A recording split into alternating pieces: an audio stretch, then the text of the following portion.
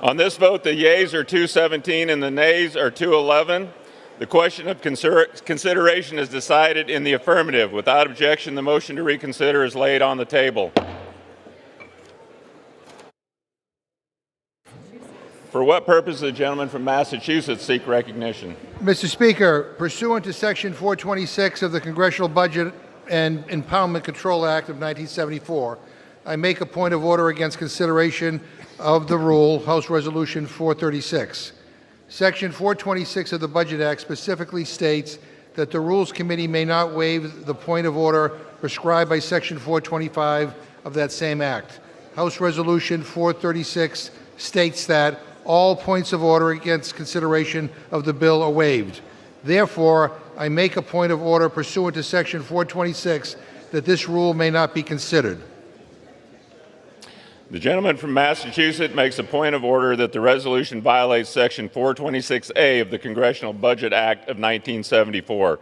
The gentleman has met the threshold burden under the rule, and the gentleman from Massachusetts and a member opposed each will control 10 minutes of debate on the question of consideration. Following debate, the chair will put the question of consideration as the statutory means of disposing of the point of order. The chair recognizes the gentleman from Massachusetts. Mr. Speaker, the House is not in order, Mr. Speaker. The House will be in order. Gentleman is recognized. Mr. Speaker, let me say this once again. Democrats will not stand by and watch Trump and his billionaire friends destroy this country without putting up one hell of a fight. And because this rule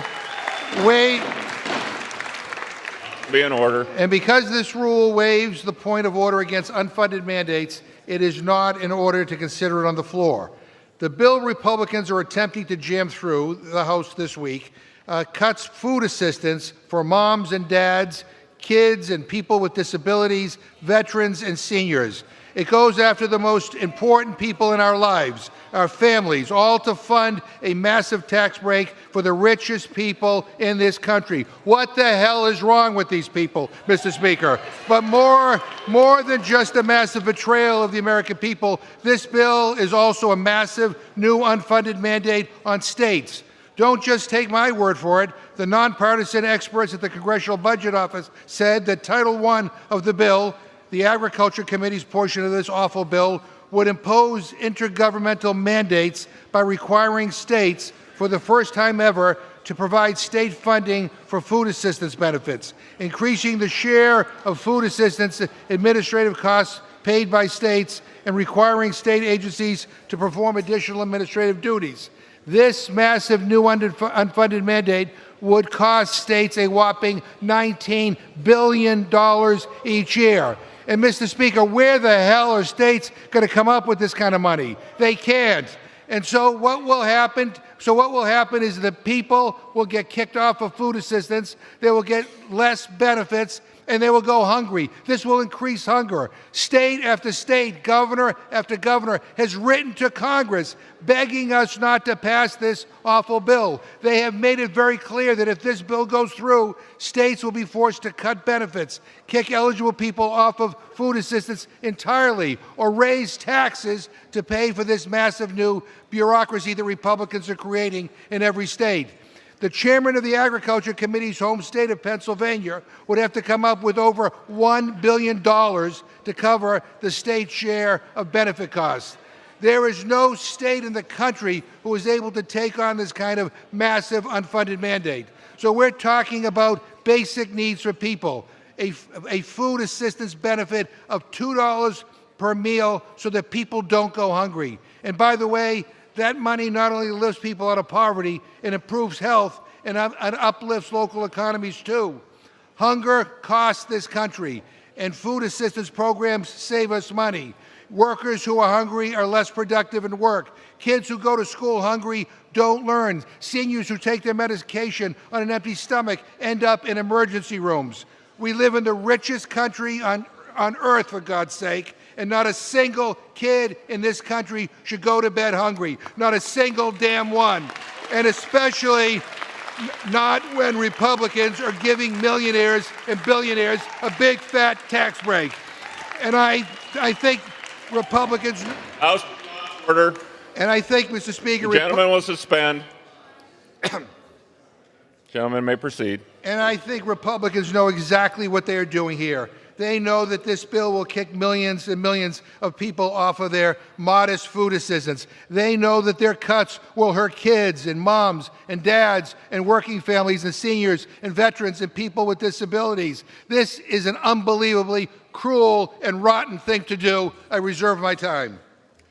Reserves. For what purpose does the gentlelady from Indiana seek recognition? Mr. Speaker, I rise to claim time in opposition to the point of order and in favor of consideration of the resolution. The gentlelady is recognized for 10 minutes. The question before the House is, should the House now consider House Resolution 436? The gentleman on the other side of the aisle is certainly correct. The bill before us today does impose a number of intergovernmental mandates, but let's look at what's considered in those. The bill requires states to have skin in the game on SNAP. The bill requires states to be more responsible about how Medicaid is funded. The bill provides needed tax relief for seniors. These are good things that reduce the size and scope of a federal government that is encroaching on the everyday lives of Americans. And it protects the American people from a Democrat Party that prioritizes illegal immigrants over vulnerable American families.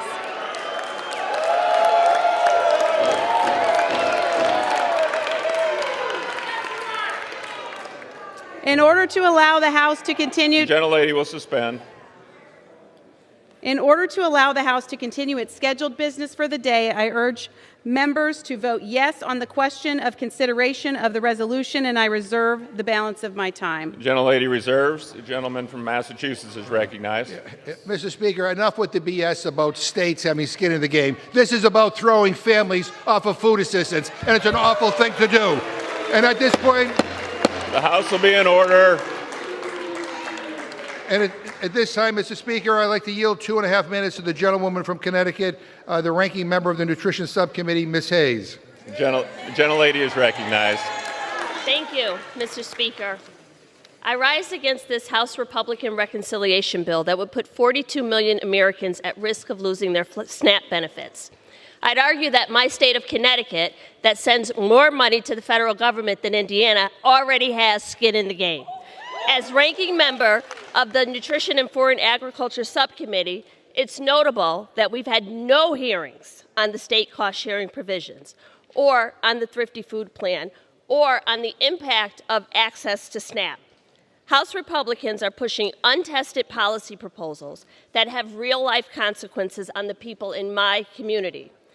During the agriculture reconciliation markup, I offered a common-sense amendment stating that this legislation can only take effect once the USDA and all state agencies issue reports evaluating and certifying that any changes made to SNAP will not result in a reduction of benefits to individuals or decrease participation. No Republican on committee voted for that amendment. Hunger is a policy choice. And today we are considering legislation that makes the choice to take food away from people. The reconciliation bill we are considering here today is the largest ever cut to SNAP. Approximately $313 billion being taken away from the most vulnerable in this country. Hungry children, hungry families, hungry veterans, and hungry seniors. And I guarantee you, they're not just in Connecticut. Republicans are pushing a legislative package that guts SNAP, the most effective and efficient anti-poverty program in our nation. The cost-sharing provisions in this legislation are going to shift the financial burden to states, forcing states to cut benefits, eligibility, or both to reduce costs. They're pushing work requirements with no workforce development, pushing reporting requirements with no administrative reports, pushing for cuts to children who are on this program without considering that they will also lose free and reduced lunch at school. They don't want to feed kids at home. They don't want to feed kids at school. It is just cruel. Every provision in this program is cruel, and they know it. That's why none of them spoke on it in committee. That's why they were silent in budget. That's why they have nothing to say. That's why they have no response. That's why they don't hold town halls. That's why they don't answer questions. All they do is tweet, repeat, and hide in the back until they Gentlelady's vote time has yes. expired. Gentlemen, the House will be in order. I reserve. The House will be in order. I reserve. The gentleman from Massachusetts reserves. The gentlelady from Indiana is recognized. I reserve. Gentlelady reserves. Gentleman from Massachusetts is recognized. Mr. Speaker, by the way, it's not just people in Connecticut that are threatened by this budget. I would say to the gentlewoman from Indiana that people in her district, there are 54,000 people in your district that are going to be threatened losing their SNAP benefits because of what you are voting for today, the Republican budget. So I don't know how you deal with that. At this point, I'd like to yield 2 minutes to the gentlewoman from Ohio, the vice-ranking member of the Agriculture Committee, Ms. Brown. Thank you, Ranking Member The gentlelady is McGovern. recognized. I rise in strong opposition to this rule and the underlying bill. Let's be clear. Republicans are paying for massive tax cuts for millionaires and billionaires by cutting $300 billion from SNAP. But instead of owning those cuts, Republicans are punting their problems to the states, forcing governors and legislators to do the dirty work of denying food assistance. That's not fiscal responsibility, that's political cowardice. This is an unfunded federal mandate, plain and simple. States would have to cover at least 5% of SNAP benefits and up to 25%. What they call skin in the game is unworkable. The hit to states' budgets would be massive, up to $4.5 billion over 10 years in Louisiana, $4 billion in Alabama, $15 billion in Florida, and $7.5 billion in my home state of Ohio. So what does that mean? Well, I'm glad you asked. It means fewer dollars for schools, for opioid response, for basic services. Any way you cut it, families lose. And if states can't pick up the bill, they will have to cut benefits or kick folks off the program, a program that currently provides $6 a day. $6 a day on average. This plan will take away food from kids, working families, veterans, seniors, and the disabled. It will hit red states, blue states, every state, and every district. Even Republicans know how damaging this is. That's why they've delayed implementation until when? After the next election. But hiding the consequences doesn't make them less real. Your own state legislators, Democrats and Republicans, oppose this plan. The National Conference of State Legislatures calls it fiscally unsustainable and warns it will harm the very people SNAP is meant to help. This is a shameful attempt to dodge accountability while handing out tax breaks on the backs of hungry families. I urge my colleagues, vote no, protect SNAP, don't make struggling Americans pay for tax breaks for the wealthy. The gentleman from Massachusetts reserves. The House will be in order. Gentlelady from Indiana is recognized. I reserve. Gentlelady reserves. Gentleman from Massachusetts is recognized. May I inquire how many more speakers the gentlelady has? I'm prepared to close.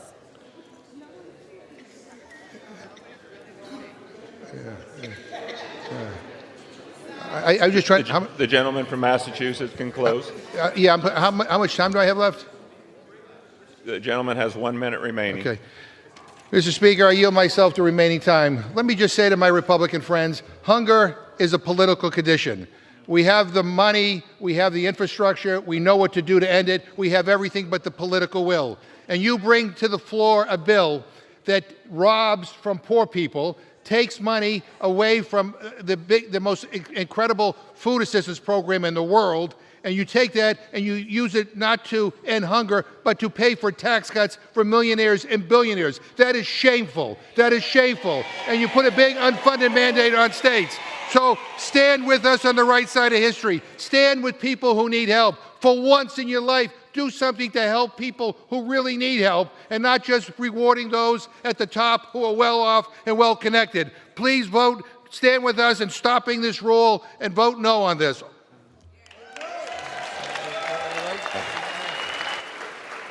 Members are reminded to direct their remarks to the chair. The gentlelady from Indiana is recognized. Mr. Speaker, how much time do I have remaining? Gentlelady has 9 minutes remaining. Perfect. So, Mr. Speaker, the Democrats claim that this is providing tax cuts for the wealthy. Well, let's just talk about that. The House is not in order. Gentlelady will suspend. This bill includes no tax on tips, no tax on overtime, and provides tax reliefs for seniors on Social Security. This will protect the largest tax cut for middle class and working families in American history. Suspend. Gentlelady is recognized. Americans will see a double-digit % decrease in their taxes. And let's just, if we want to talk about districts, Mr. Speaker. Gentlelady will suspend. The House is not in order. Let's talk about the second Gentlelady's district of recognized. Massachusetts, Mr. Speaker, under which it is home to 524,530 taxpayers. The average taxpayer in Massachusetts' 2nd District would see a 20% tax hike if the Trump tax cuts expire, which is what my Democrat colleagues across the aisle are fighting for. They're fighting for your taxes to go up. A family of 4 making $95,495 in the Massachusetts 2nd District, the median income would see a $2,141 tax increase if the Trump tax cuts expire. That's about worth 10 weeks worth of groceries for a typical family of 4 in that region. Now let's talk for a moment too, Mr. Speaker, about SNAP benefits. Only Democrats would protect error rates in SNAP benefits, saying that integrity in the program is a cut. But this is ensuring that benefits are available to the people who are eligible for those and need them most. Anything else is fraud. Republicans are ensuring that SNAP prioritizes benefits for American citizens and protects the program's long-term stability by closing loopholes and requiring cost sharing for states that have error rates that are unfeasible. We are focusing on protecting tax cuts for the American people across the board. That's what we're trying to do here, Mr. Speaker. Anything else that we hear from the Democrats are stall tactics. We must continue so the House can begin our consideration of this historic legislation to deliver on President Trump's agenda. I urge our members to vote yes on the question, and I yield back the balance of my time. The gentlelady yields back. All time for debate has expired. The question is, will the House now consider the resolution? Those in favor say aye. Aye. Those opposed, no. No. In the opinion of the chair, the ayes have it. Mr. Speaker, the question of I ask for the yeas and nays. The yeas and nays are requested. Those favoring a vote by the yeas and nays will rise. A sufficient number having risen, the yeas and nays are ordered. Members will record their votes by electronic device. This is a 15-minute vote.